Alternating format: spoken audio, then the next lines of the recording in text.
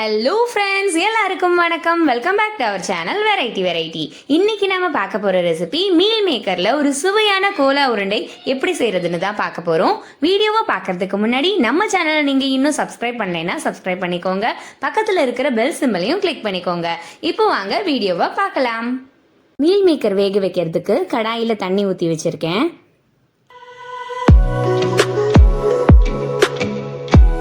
தண்ணி நல்லா கொதி வந்துடுச்சு. 2 கப் மீல் மேக்கரை இதில் சேர்த்துக்கலாம்.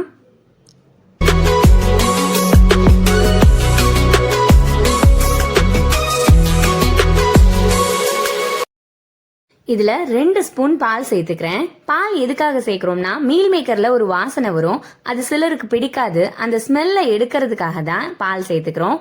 நான் காய்ச்சாத பால் தான் சேர்த்துருக்கேன். காய்ச்சின பாலாக இருந்தாலும் சேர்த்துக்கலாம். நல்லா கலந்து விட்டுட்டு 3 நிமிஷம் மூடி போட்டு வேக விடலாம்.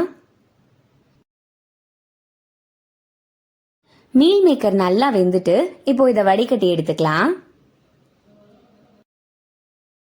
வடிகட்டின மீல் மேக்கரை தண்ணி கொஞ்சம் கூட இல்லாம நல்லா கையிலே பிழிஞ்சு எடுத்துக்கணும். தண்ணி எல்லாம் நல்லா பிழிஞ்சு எடுத்த மீல் மேக்கரை மிக்ஸி ஜார்ல சேர்த்துக்கலாம். ரொம்ப நைஸா அரைச்சிடக்கூடாது, கொரப்பா தான் அரைக்கணும். அப்போதான் சாப்பிட்றதுக்கு நல்லா இருக்கும்.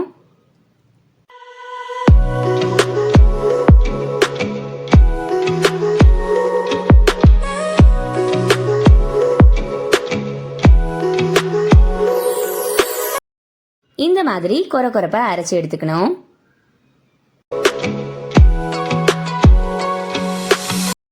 அரைச்ச மீல் மேக்கர்ல 2 ஸ்பூன் அரிசி மாவு சேர்த்துக்கிறேன்.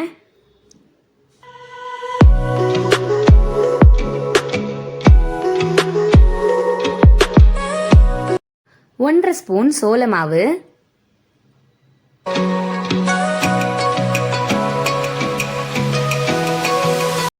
1 ஸ்பூன் மிளகாய் தூள், 1/2 spoon garam masala, 1/2 spoon சோம்புத்தூள், 1/4 spoon உப்பு சேர்த்துக்கிறேன். 1/2 ஸ்பூன் இஞ்சி பூண்டு விழுது, 1 கொத்து கருவேப்பிலை,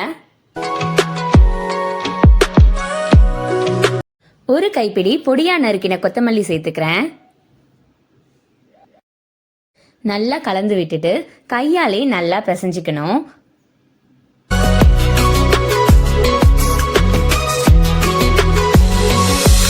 இந்த மாதிரி நல்லா பிசைஞ்சுக்கணும். இதுல இருந்து ஒரு சின்ன சைஸ் உருண்டை எடுத்து உருட்டிக்கலாம்.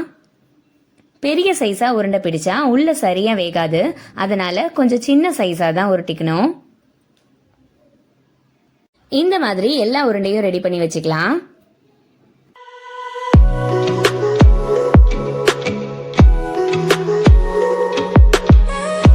கடாயில மீல் மேக்கர் பொரிக்கிறதுக்கு தேவையான அளவு எண்ணெய் ஊற்றி வச்சிருக்கேன். எண்ணெய் நல்லா காஞ்சிட்டு இப்போ ஒரு உருண்டையா எடுத்து இதுல போட்டுக்கலாம்.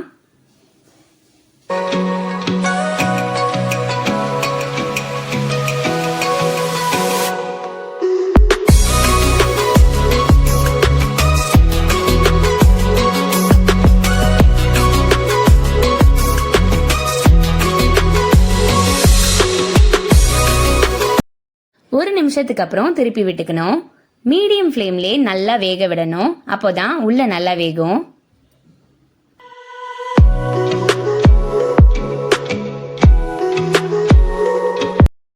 இப்போ நல்லா செவந்து வந்துட்டு எடுத்துடலாம்.